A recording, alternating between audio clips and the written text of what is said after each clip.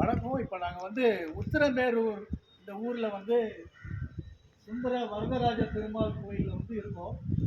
இந்த கோயில் வந்து என்ன விசேஷம்னு பார்த்தீங்கன்னா, 3 நிலையில் வந்து பெருமாள் இருப்பார்.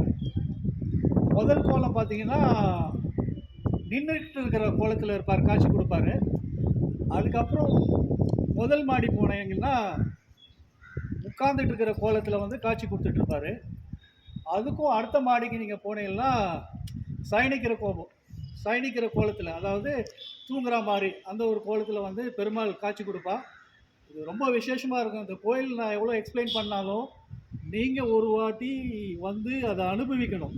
அப்போ தான் நான் சொன்னது வந்து எவ்வளோ தூரம் உண்மை, ஒரு ஆத்ம திருப்தி எல்லாமே கிடைக்கும் அதில். அப்புறம் ரெண்டாவது இது பார்த்தீங்கன்னா, ஒரு 1300 வருஷம் பழமையான கோயில் இது சொல்கிறா.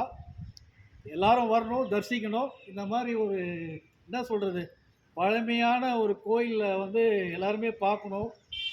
பெருமாளோட அருளை நீங்கள் எல்லாருக்குமே கிடைக்கணுன்ற ஒரு ஆசையில் தான் நான் இதை பதிவு பண்ணுறேன். அப்புறம் இந்த கொடி மரத்தையும் நான் காமிக்கிறேன். கொடி மரத்தையும் நீங்கள் பார்த்துக்கோங்க. இதுவும் எல்லாம் நீங்கள் பார்க்கணுன்றதுக்கு தான் நான் இதை பதிவே பண்ணிகிட்டு இருக்கேன். எல்லாருமே பார்க்கணும், எல்லாருமே சந்தோஷப்படணும், எல்லாருமே நல்லா இருக்கணும். அந்த ஒரு இதுக்காக தான் நான் இதை பதிவு பண்ணுறேன். இந்த கோபுரத்தையும் நான் காமிக்கிறேன். தேங்க்யூ. சவுண்ட்